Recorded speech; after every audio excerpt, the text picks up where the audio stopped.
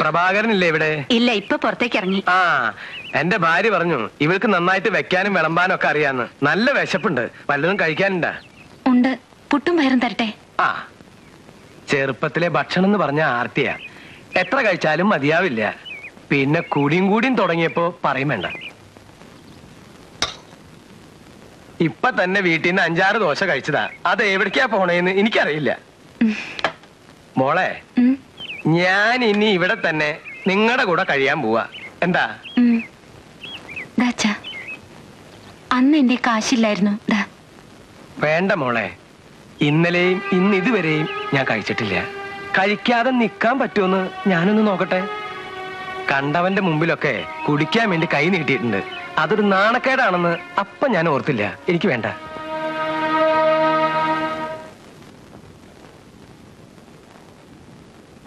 പ്രഭാരനിരിക്കോ, ആശ കുളിക്കാൻ ഇപ്പൊ വരും. ഇത് 250 രൂപയുണ്ട്. ഞാൻ മിസ് ആശയ്ക്ക് കൊടുക്കാനുള്ളതാണ്.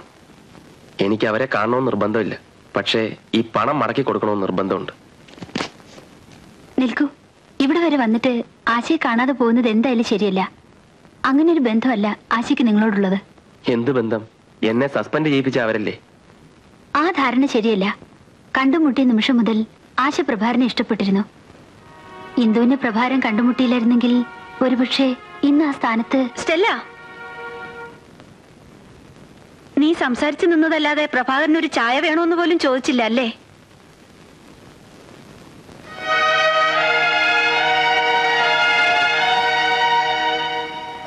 എന്റെ ഭാഗത്തു നിന്നും എന്തെങ്കിലും തെറ്റുണ്ടായിട്ടുണ്ടെങ്കിൽ. ഒരു ചെറിയ തെറ്റ് എനിക്ക് പറ്റി. ഞാനത് തിരുത്തുകയും ചെയ്തു. ആ, ഒരു പ്രധാന കാര്യം, ഞാൻ ഇന്ദുവിനെ കണ്ട് സംസാരിച്ചത് വളരെ പ്രയോജനം ചെയ്തു. ചിലതൊക്കെ ഞാൻ അന്വേഷിച്ചറിഞ്ഞു. ഞാൻ SP യെ കാണാൻ പോവാണ്. പ്രഭാകരൻ കൂടി എന്നോടൊപ്പം വരണം.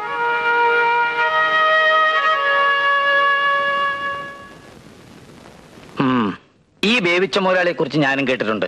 Jewellery, finance company, exports, estate തുടങ്ങി പലതുമുള്ള ആളാ.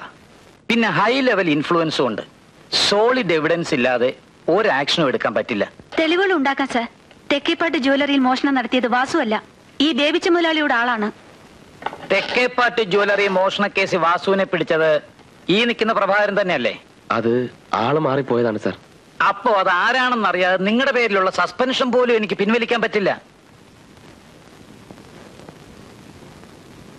ആളെ അറിയാം സാർ. അതൊരു അച്ചുവാണ്. അയാളെ കണ്ടുപിടിച്ചാൽ ഈ ഒരു കേസ് മാത്രമല്ല മറ്റു പലതിനും തുമ്പുണ്ടാവും. അയാളുടെ വേറെ ബൂട്ട്സ് അറിയാൻ എന്താ വഴി? ഇപ്പൊ ജയിലിലുള്ള വാസുവിന് അച്ചുവിന്റെ താവളങ്ങളെല്ലാം അറിയാം. വാസുവിനെ 1-2 ദിവസത്തേക്ക് വിട്ടുതരാനുള്ള ഏർപ്പാടുകൾ സാറ് ചെയ്തു തരണം. യു മീൻ മുള്ളുകൊണ്ട് മുള്ളെടുക്കുക, അതല്ലേ? സർ, പക്ഷെ അതിലുള്ള risk I will take the responsibility sir. Okay, നമുക്ക് ജയിൽ സൂപ്രണ്ടിനെ കാണാം.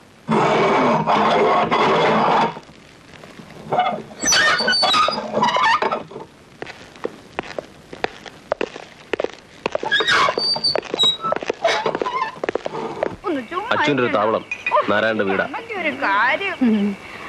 അണ്ണൻ എന്താ വേണ്ടത്? കോഴിയാടോ? മീൻകറി മതി.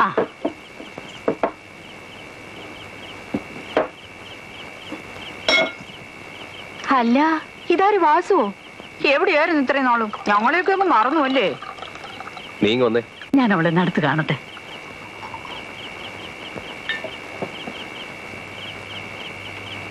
ആയ കാലത്ത് ഞാനും ഇവിടെ പോലെ ഇരുന്നതാ. നിനക്ക് എത്ര അഡ്വാൻസ് വേണോടി? എത്ര കിട്ടുമെന്ന് പറ. 10,000 വരെ ആരും കണ്ണുമടച്ച് തരും. പിന്നെ കിട്ടുന്ന അവരവരുടെ മനോധർമ്മം പോലെ ഇരിക്കും. അച്ചുവിടെ അവനെ കണ്ടിരുന്ന കാര്യം വേഗം ശരിയായനെ. ആ കാര്യം വാസു അറിഞ്ഞില്ലേ? ആ കള്ളയുടെ ആ ഫ്രണ്ട് എടുത്തുനിന്ന് പോയി. ഇപ്പൊ ആ പങ്കജാക്ഷിയുടെ കൂടെയാ. ഏത് പങ്കജാക്ഷി?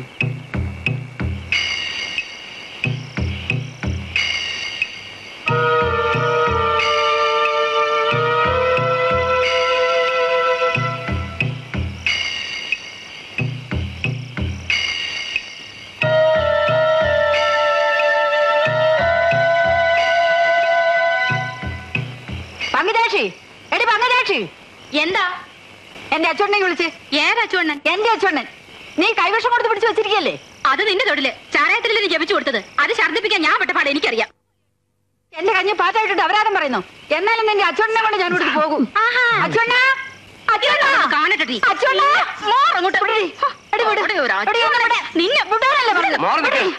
മര്യാദയ്ക്ക് രണ്ടെണ്ണത്തിന് ഞാൻ കുത്തി മലർത്തും പറഞ്ഞേക്കാം. നേരാണ് നീ പോ. ഇല്ല, അച്ഛനും വന്നാലേ ഞാൻ പോവും. എനിക്കും ചോദിക്കാനും പറയാൻ ആളുകളുണ്ടെന്ന് നീ കണ്ടോടി എന്തവളെ. അണ്ണന്മാരെ നിങ്ങളിങ്ങ് വാ.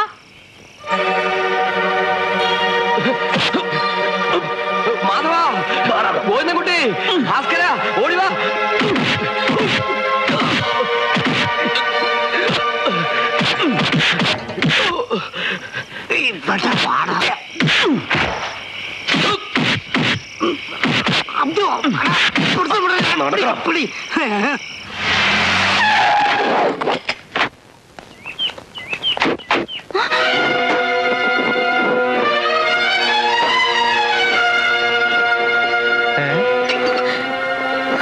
ആരാ മോളെ ഇവര്? എന്റെ ചിറ്റപ്പൻ.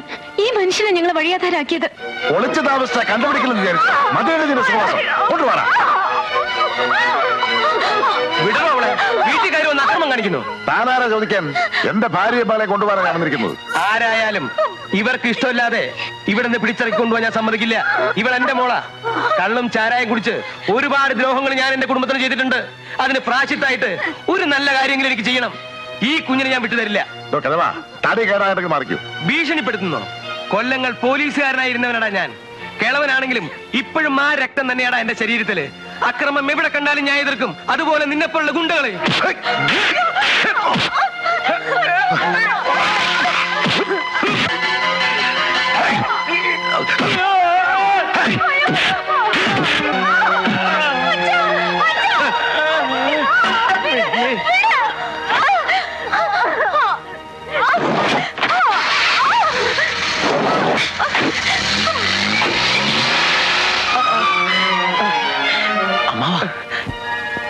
എടോ, തെക്കേപ്പാട്ട് ജുവലേഴ്സിൽ നിന്നും മോഷ്ടിച്ച സ്വർണം നീ എന്ത് ചെയ്തു? എടാ, മോഷ്ടിക്കുന്നത് നീ, ഇടികൊള്ളുന്നത് നീ, ജയിൽ ശിക്ഷ അനുഭവിക്കുന്നത് നീ തന്നെ.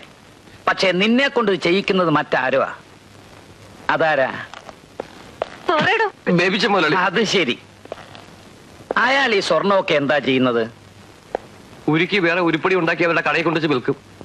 ബേബിച്ചിന് പെൺവാണിഭവം ഉണ്ടല്ലേ? എടാ, പെണ്ണ് കച്ചവടം ഉണ്ടോന്ന്? 10-20 പെൺകുട്ടികളെ ഞാൻ കൊണ്ടുപോയി കൊടുത്തിട്ടുണ്ട്. അവരെവിടെയൊക്കെയോ ജോലിക്ക് അയച്ചു. പ്രഭാര, ഇന്ദുവിന്റെ ചിറ്റപ്പം വന്ന് ഇന്ദുവിനെയും അവിടെ അമ്മയെ എങ്ങോട്ടോ പിടിച്ചോണ്ട് പോയി. ഇവനകത്തിട.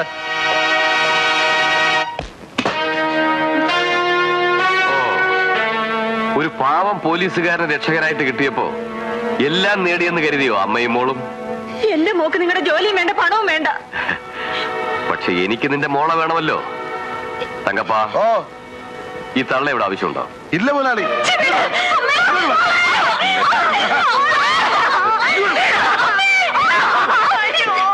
അവിടെ നിൽക്കടി.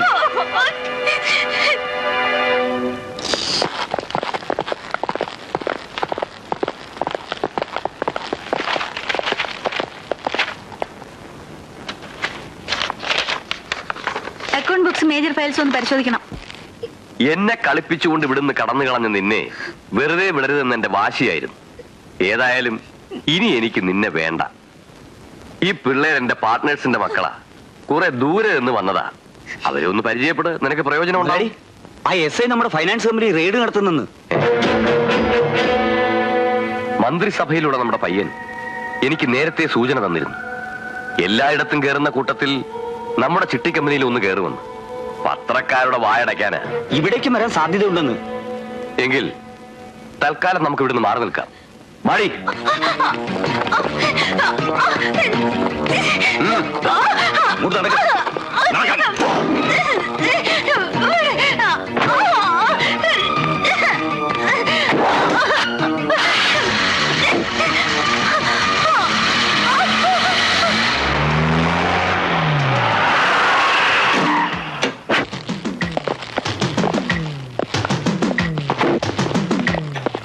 Come on.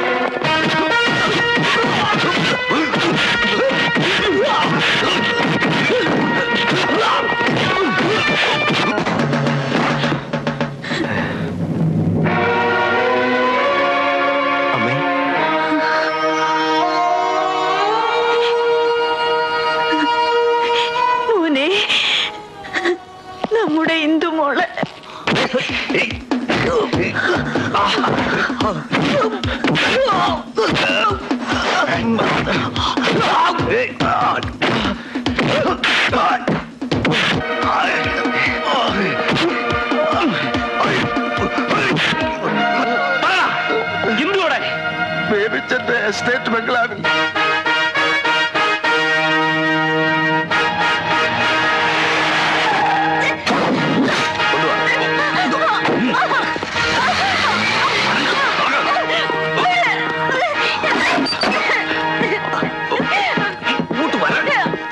സാറേ ഫയൽ എവിടെ?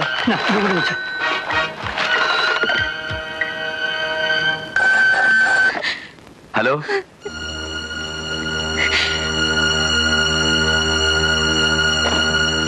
ഞാൻ എവിടെയുണ്ടെന്ന് പറയണ്ട. ശരി മാഡം. ദേവിച്ചൻ എവിടെയോ?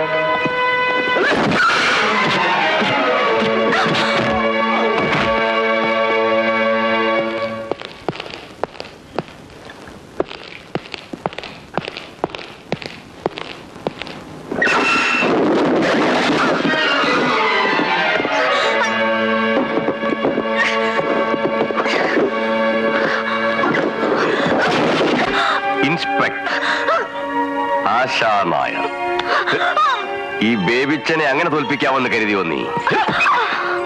നിന്റെ മേലാളന്മാർ വിചാരിച്ചിട്ട് നടക്കാത്ത കാര്യമാടിയത്.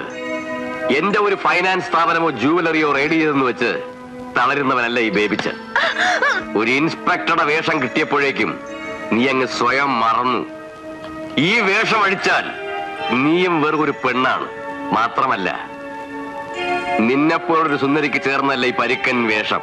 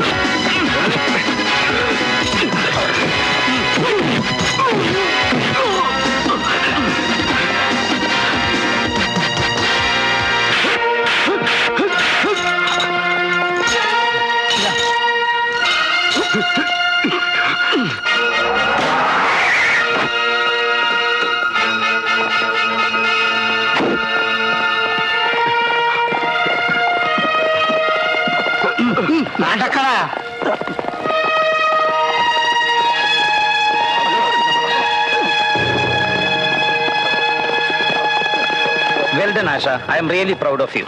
Thank you sir. പക്ഷെ എന്നേക്കാൾ കൂടുതൽ ക്രെഡിറ്റ് അർഹിക്കുന്നവർ പ്രഭാകരനും വാസുവുമാണ്. Yes, I know it. എന്നാലാവുന്ന എല്ലാ സഹായങ്ങളും ഞാൻ വാസുവിന് ഉറപ്പ് തരുന്നു. വളരെ ഉപകാരം സാർ. പ്രഭാകരന്റെ സസ്പെൻഷൻ പിൻവലിക്കാനുള്ള ഏർപ്പാട് ഞാൻ ഉടനെ ചെയ്യാം. ചിലപ്പോ ഒരു പ്രൊമോഷനും ചാൻസ് ഉണ്ട്. Thank you sir. ഇത് പ്രഭാകരൻ തീരെ പ്രതീക്ഷ ഉണ്ടാവില്ല.